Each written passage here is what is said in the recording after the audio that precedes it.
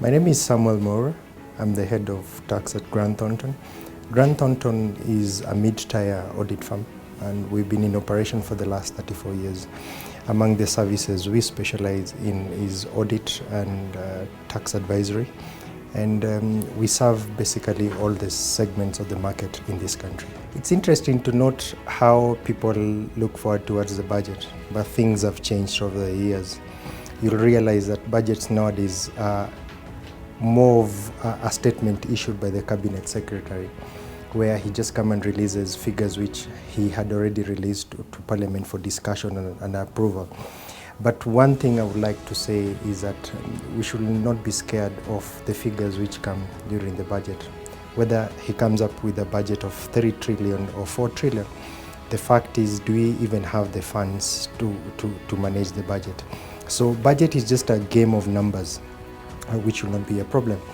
But I would want to say that the fact that they came up with the Biashara Fund is a positive move, in the sense that initially we used to have so many funds, duplication of duties and roles, and just wastage of funds in terms of managing those funds. But it's my opinion that, or rather my desire to see that there'll be professionalism, more professionalism, in the sense where Women Development Fund, Uwezo Fund are being brought together and just to become one fund. So it is a good move.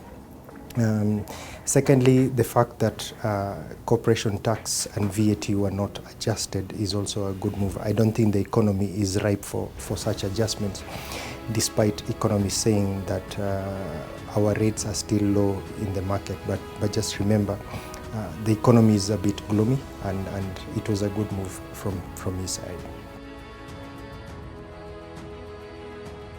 In terms of withholding tax, I would say he tried his level best, in the sense that he brought in more services into the withholding tax regime. Like, he brought in cleaners, he brought in marketing services, he brought in cleaning services, he brought in catering services.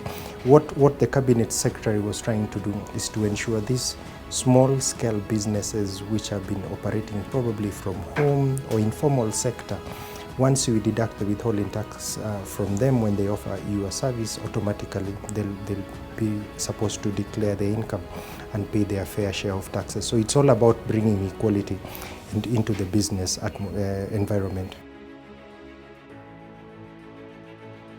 What used to happen before the introduction of the interest rate cap is that all banks used to offer loans at whatever interest rate they wanted, and it became very expensive to borrow.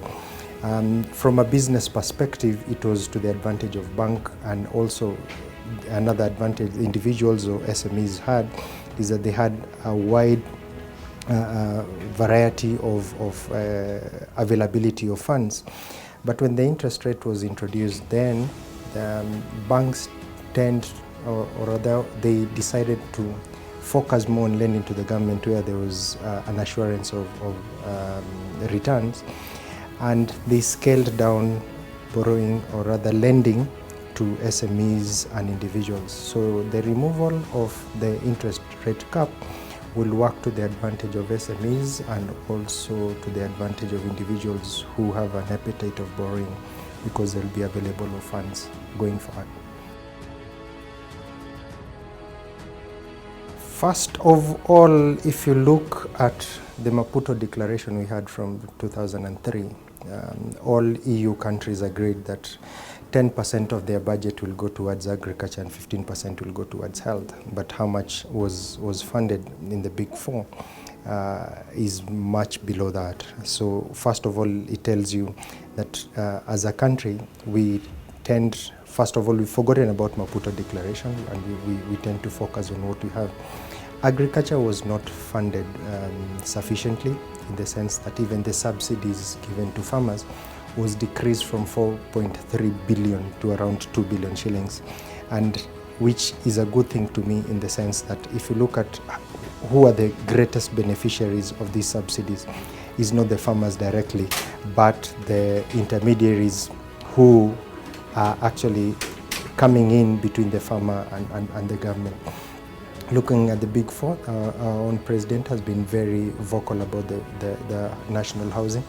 Already people have gone to court to counter the introduction of national housing. So it will be difficult, in my opinion, to even implement the idea of taxing Kenyans to contribute towards national housing. And it will, the reason why I said these matters are intertwined, you'll see as a person, I will need to be in good health, I will need food to be in good health, and I will need affordable housing for me to live comfortably.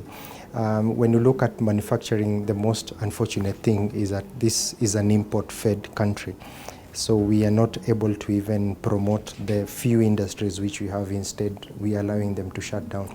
And we are not even interrogating the reason why these industries are shutting down.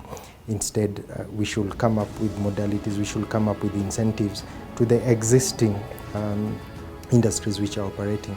If you look at one of the incentives which they had tried to introduce last year, that is cheap electricity, rebate on electricity, which initially he had said 50% and now he has reduced the percentage to 30%.